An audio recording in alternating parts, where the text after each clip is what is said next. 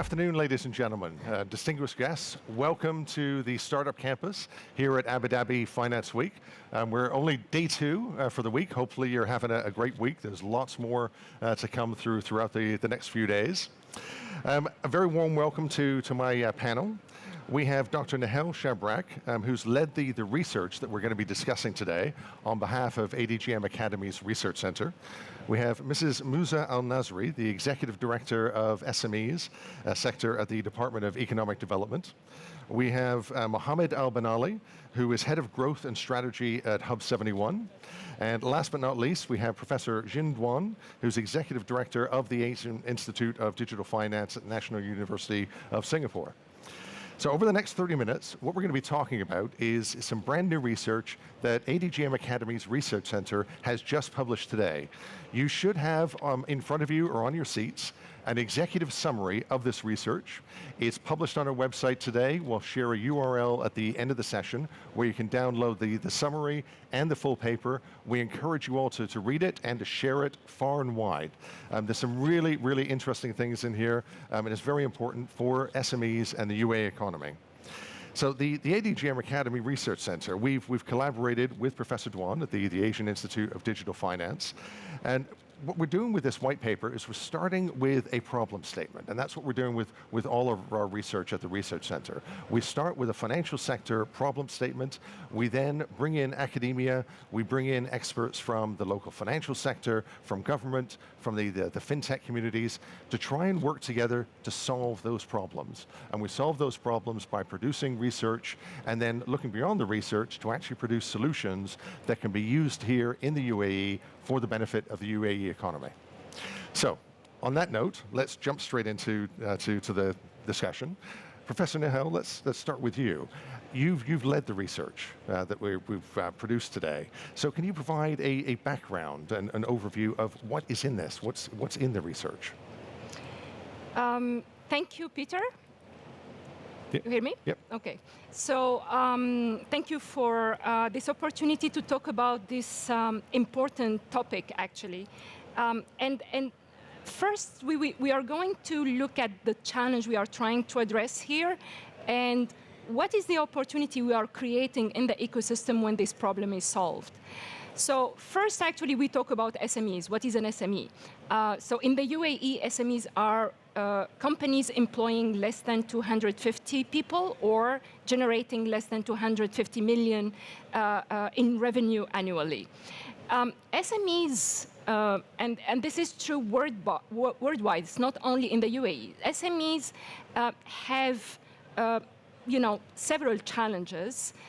And these challenges are generally related to inefficiencies in the business environment and in the policy sphere. And these challenges create barriers, structural barriers, to their growth. And one of these challenges is access to finance. And of course, actually, access to finance, again, is a problem for all SMEs worldwide. But it is the second most cited obstacle by SMEs in emerging markets and developing countries. When we talk about finance for SMEs, so we need to have various resources to support SMEs in the startup, growth and transfer phases. And we talk about, seed funding, angel funding, name it, and credit funding, finance debt. And those financial sources need to be available, but also SMEs should have access to them. Now, when we look at the situation, for example, in the UAE, and we look at the problem of finance, so in 2021, the percentage of entrepreneurs who started businesses in the UAE is higher than the percentage of those who consolidated businesses. And the percentage of those who exited the market is higher than the percentage of those who entered. And the second most cited obstacle was the challenge of getting finance. Now, the problem that we address here is access to debt finance, okay? And of course, actually, this is a primary source, external funding source for SMEs, and one of the preferred one. But according to studies, half of formal SMEs worldwide don't have access to formal credit. And of course, actually, when we look at the situation in the UAE, for example, in 2020, among the 17% of SMEs that applied for bank credit, only half of them were able to get the finances they need. Now, what are the causes? Of course, SMEs' profitability might not be good enough, to raise funds, and in that case, lending is not going to be extended because the problem is on the demand side. However, when the projects are good enough, but SMEs are not able to get the required funding, the problem is on the supply side. And one of the major issues facing banks is what we call the asymmetry of information that exists between the lenders and the borrowers. Okay? And of course, this creates a lot of challenges for bankers to evaluate the risk and also to process the application of the SMEs. So there are two main reasons, if we can sum up the situation. So the first one is what we call the liability of newness. So SMEs, generally there is a low level of trust in SMEs and their capacity to set up and run a successful business. And this is supported also by statistics. We know that the survival rate of SMEs after 5 years is 50%, and after 10 years is 35%. So actually, there is a higher default risk for SMEs. The second issue is the opacity. So generally, SMEs are considered as more opaque than big companies. So for instance, they might have less audited financial statements. They might lack credible credit history. They might not have credit score. So for all these reasons, banks have higher cost when processing credit applications by SMEs. And of course, this translates into limitations in terms of the size of loans, in terms of the availability of credit lines, the terms and conditions, the higher interest rate, because actually there is a risk premium, requirements for collateral, other guarantees. So in order actually to improve the access of SMEs to debt finance, we need to work on addressing this asymmetry of information, so that actually we can lower the information acquisition cost for lenders, which is going to be translated into savings for borrowers later on via the competition. Who is going to benefit from this? Of course, SMEs, because actually they will have more access, but also the banks, financial institutions, because of the competition, the increased competition in the other banking sectors. So they need actually to consider this huge gap that exists in the finance for SMEs as an opportunity, to create new services, platforms with cross-selling at the center of this strategy in order actually to increase their margins. Perfect, thank you. I think that sets the scene nicely. Mrs. Musa, as head of the SME sector for Department of Economic Development, nobody knows more than you about how important SMEs are to the economy here. So can you explain just how important they are and why this research is so important? Yes, so to understand the importance of SMEs in the UAE economy, you need to understand the size of the landscape of SMEs. So SMEs today, they consider to be around 94% of the total private companies in the UAE. And from this, you can see the importance of the employment. So they employ, the workforce for SMEs are around 86% of the total workforce working in the private sector. So you can see the size and the importance of SMEs, how they employ, how they create opportunities for everyone, basically. Another fact is that SMEs are contributing to more than 60% of the UAE GDP, which is really important for the UAE to tackle lots of resources to support this sector. So I believe worldwide we understand that SMEs are the drivers for innovation. SMEs, they create solutions. SMEs, they enhance product designs. SMEs, they support the system from reducing high prices and monopoly by big companies. Also, SMEs, they can help the large companies by providing raw materials, products. They do the logistics. They support the systems where people can do business and trade. So I believe SMEs are creating also for economies the safe place where economy is hit by any crisis. SMEs can support the economy and raise up from the economy status. So I believe, and everyone can see this, that SMEs create a large impact for any economy to survive, to thrive, to grow, and to be healthy and successful.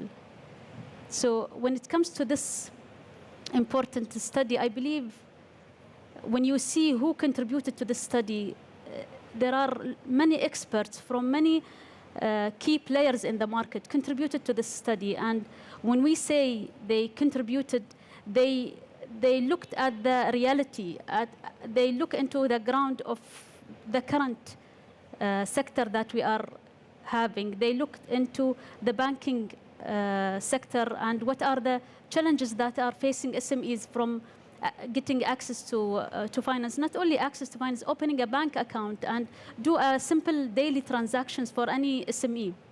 So I believe this study tackled this, and they recommended to have an informative credit model that will be helping decision makers to lend more for SMEs. So I believe that this study is really important for any decision maker, for most of the contributor to this ecosystem to go through and to look into the recommendation and to have an open mind to accept change and to drive this change. Excellent. Well, thank you. I mean, it's good to know that our research is on the right track. That's good. Yeah. You mentioned some of the challenges that SMEs are facing. Yeah. There's a lot of government initiatives to support SMEs already. Can you highlight a couple of those? Well, yes, there are many initiatives, and not only initiatives, also policies, because you need both. You need policies and initiatives to work together to support the ecosystem. So let us take it from federal and local government initiatives. From the federal, they issued in 2014 law number 2, which is the law for small and medium enterprises. This law is created to protect, to promote, and to support SMEs.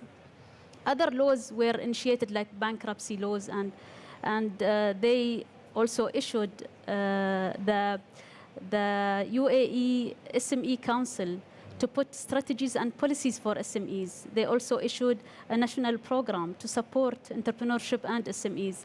It's very important from the government, the federal government, to look into what are the key policies to put in place. It's also, they promoted SMEs by accepting and issuing an approval for foreigners to own SME. And not only that, they supported it with the golden visa. So you can come, invest, and have a golden visa. You can have stability in understanding what you need to manage your businesses.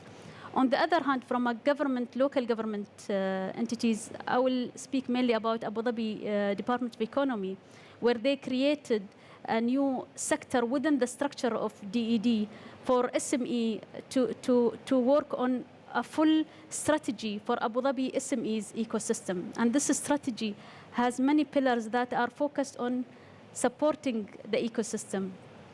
More on that, they worked also as Abu Dhabi DED on the business environment. So they reduced more than 71% of the requirements needed to open a new trade license, which is a big improvement just to encourage entrepreneurs to come and open a new trade license and to work and to feel that you need to focus on your business other than focusing on the administrative related to start your business.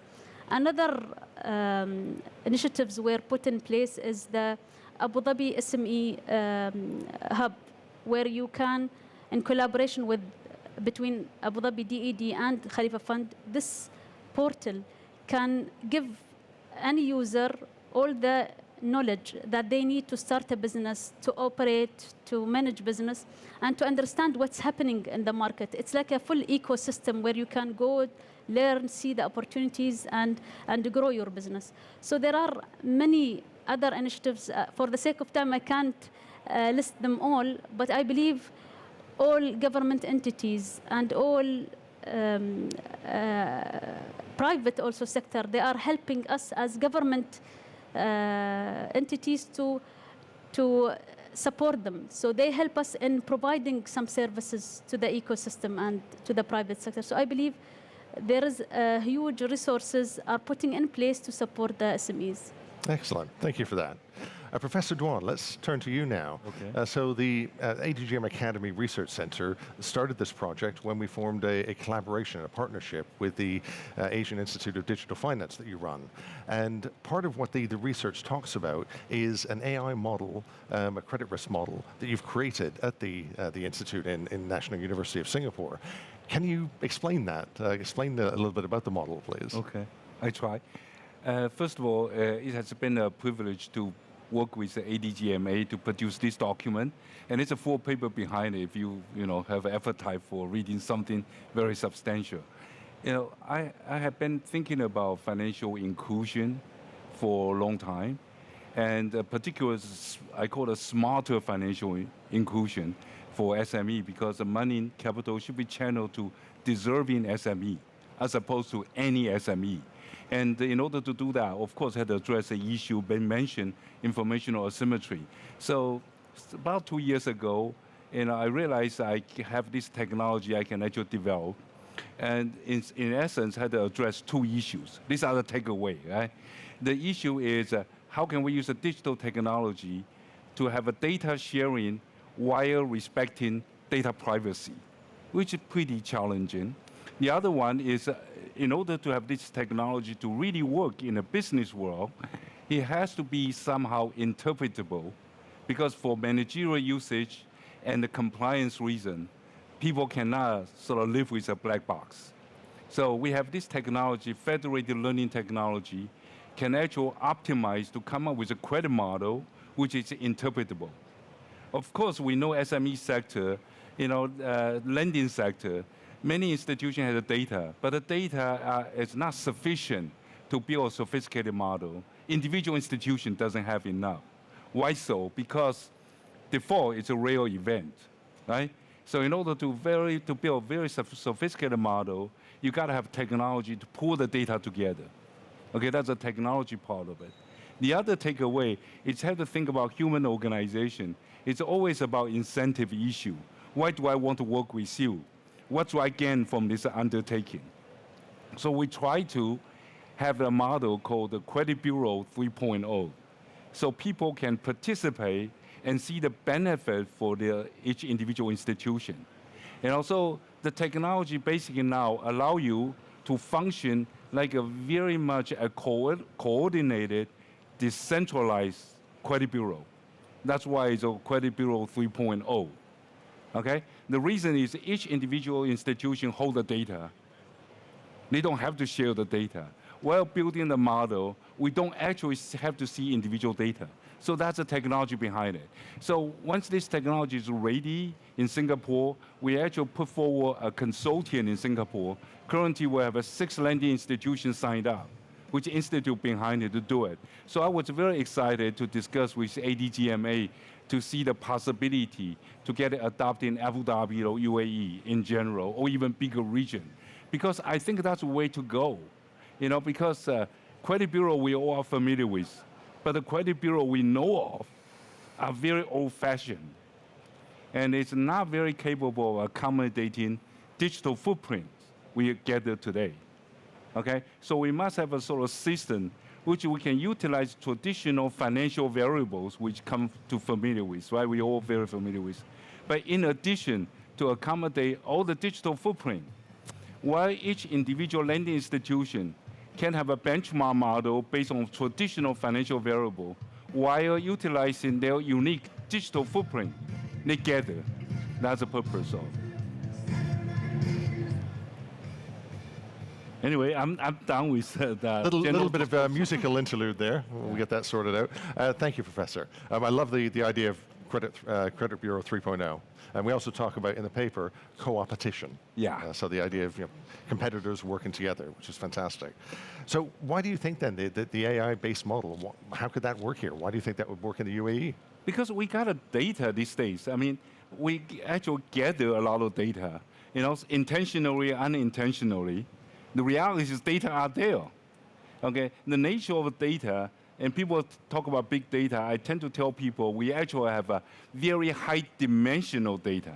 Not necessarily number of observation, but the dimension of data is huge, right? Everything you do these days is being tracked by somebody, right? And so those kind of data can be put into good use. Of course, while we use the data like that, we have to respect data privacy, because that's very real, not only out of respect, it's because the legal framework forces us to respect those data privacy. So the data are readily available in very high dimension. The only way we can deal with it is through technology. And the reason we had to share data, okay, it's because data incidences are rare in default. So we had to share across institution, okay? And the dimensional data is huge, right? But the data incidences for default is very rare. And so we have to share across institution. I hope you remember these two things, okay? So what it make possible is technology-enabled, digital technology. The other thing Peter touched upon, I call it Credit Bureau 3.0. We skipped Credit Bureau 2.0, right? And it's because it is operate on a co-opetition basis. We cooperate to build infrastructure, but we still compete. And people or institutions need to compete. And compete will bring the best out of us, right? But the infrastructure has to be built in an efficient manner so whole society benefit, okay? Not under the label of Credit Bureau 3.0. Perfect, thank you. So Mohammed, we'll come to you now. So Professor Duan just said about technology being the answer to this. We're sitting here in your environment. This is the Startup Hub. You're part of Hub 71. So you know a lot of startups. Can you talk about some of the challenges of the groups that you work with in terms of them getting funding? Yeah. Is it working? Keep speaking.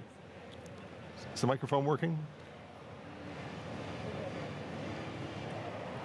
Good. Do we have a handheld mic? Okay, there's a mic coming up.